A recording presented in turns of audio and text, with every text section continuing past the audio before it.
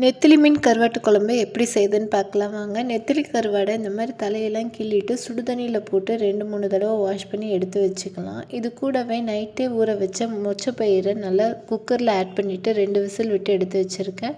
4-5 கத்திரிக்காய் கட் பண்ணி ஆட் பண்ணிக்கிறேன். ஒரு கைப்பிடி அளவுக்கு சின்ன வெங்காயமும் 2 தக்காளி மிக்ஸி ஜாரில் ஆட் பண்ணி நல்லா பேஸ்ட் மாதிரி அரைச்சி எடுத்து வச்சுக்கலாம்.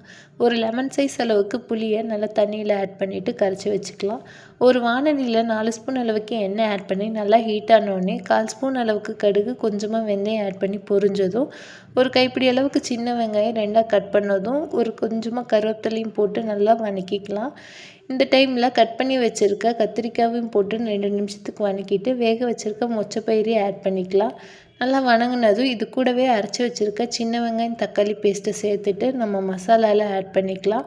1/4 ஸ்பூன் அளவுக்கு மஞ்சள்தூள், 3 ஸ்பூன் அளவுக்கு தனியாத்தூள், 2 ஸ்பூன் அளவுக்கு குழம்பு மிளகாய்த்தூள், 1 ஸ்பூன் அளவுக்கு தனி மிளகாய்த்தூளில் ஆட் பண்ணிவிட்டு நல்லா 2 நிமிஷத்துக்கு நல்லா வதக்கி விடலாம். இந்த டைமில் குழம்புக்கு தேவையான அளவு தண்ணி ஆட் பண்ணிக்கோங்க.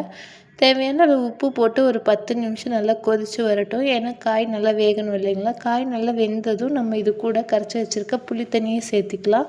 புளி தண்ணியை ஆட் பண்ணிவிட்டு நல்லா கலந்ததும் ஒரு 2 கொதி வந்தால் போதும், ரொம்ப நேரம் கொதிக்க விட வேண்டாம். நல்லா கொதித்து வந்ததும் நம்ம வாஷ் பண்ணி எடுத்து வச்சுருக்க நெத்திலி மீன் கருவாடு இது கூட சேர்த்துக்கலாம். கருவாடு போட்டு ஒரு 10 நிமிஷம் நல்லா கொதித்து வெந்து வரட்டும்.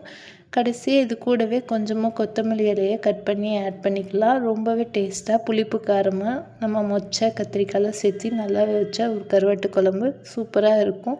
ராகி களி சூடான சாதத்து கூடலாம் சாப்பிட்றதுக்கு ரொம்பவே நல்லாயிருக்கும். நம்ம வீடியோஸ்லாம் பிடிச்சிருந்தால் லைக் அண்ட் சப்ஸ்கிரைப் பண்ணிக்கோங்க. சேனலுக்கு சப்போர்ட் கொடுங்க. தேங்க்யூ.